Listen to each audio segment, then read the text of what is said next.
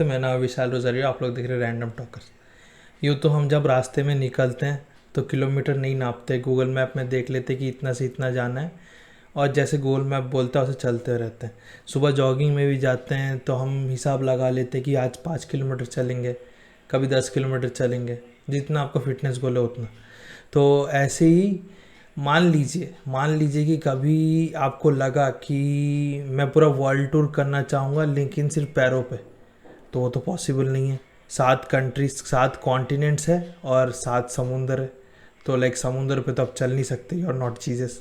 सो like रास्ते होने चाहिए चलने के लिए। तो आज मैं इस वीडियो पे यही बताने वाला हूँ दुनिया के सबसे लंबे रास्ते का। और ये रास्ता, इसका कोई नाम नहीं है क्योंकि ये रास्ता लगभग 17 से 18 कंट्रीज होके गुजरता है। तो if you want to walk the longest road on earth, you got to have a powerful passport और वीज़ा कि आप इतने कंट्रीज क्रॉस कर सकें। तो जल्दी से जल्दी इसके फैक्ट्स और डिटेल्स पे आता हूँ। सबसे पहला fact, the distance of the longest road of the world is 22,400 kilometres. इसका जो मेन पॉइंट है, जो स्टार्टिंग पॉइंट है, वो केप टाउन साउथ अफ्रीका में, और जो एंड पॉइंट है longest road in the world का, वो है मगदान रशिया में। ठीक है। और सेकेंड फैक्ट ये है कि आपको ये अगर क्रॉस करने का मन किया ना कभी, तो आपको लगभग 3 कॉन्टिनेंट से गुजरना होगा, starting from Africa, Europe, then Asia, Russia and, और रशिया नॉर्थ ईस्ट एंड में है। और थर्ड फैक्ट ये है कि अगर मान लीजिए कि आपको जो 17 कंट्री से गुजरना होगा उनसे परमिशन मिल भी जाता है, उनके प्राइम मिनिस्टर के पास अब जाते हो कि भाई मेरे को करना है यार, मतलब मैं कुछ तूफ़ानी करना चाहता हूँ, थम्स अप पी के आया हूँ तो मेरे को करने दे, तो परमिशन दे भी देते हैं ना। तो लगभग आपको 600 दिन लगेंगे अगर आप 8 घंटे दिन में चलते हो। ठीक है। और अगर आप मशीन हो, सुपर ह्यूमन हो, तो आपको लगभग 194 डेज लगेंगे ये क्रॉस करने में, अगर 24 घंटे चल रहे हो हर दिन। ठीक है। नेक्स्ट बात ये आती है कि ये हाईली इम्पॉसिबल है एज ए ह्यूमन बीइंग। आप बाइक ले लो, साइकिल ले लो, स्टिल इट्स इम्पॉसिबल। रीज़न मैं बताता हूँ। आप स्टार्ट करोगे केप टाउन साउथ अफ्रीका से, फिर धीरे धीरे ऊपर जाते रहोगे।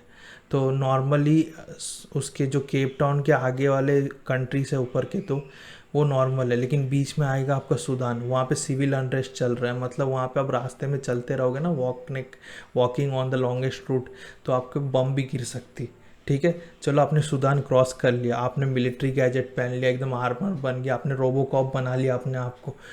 फिर सूडान क्रॉस करने के बाद जैसे आप यूक्रेन क्रॉस करोगे, थोड़ा ऊपर टर्की, यूक्रेन क्रॉस करोगे, तो आएगा एक्सट्रीम कोल्ड क्लाइमेट। आपने सुना ही होगा कि जर्मनी जब रशिया पे अटैक करने जा रही थी, तो जर्मन लोग के पास उतना वो नहीं था, मतलब उनकी बॉडी से उतनी सहनशीलता नहीं थी उनमें कि वो एक्सट्रीम कोल्ड क्लाइमेट्स को सहन कर सके।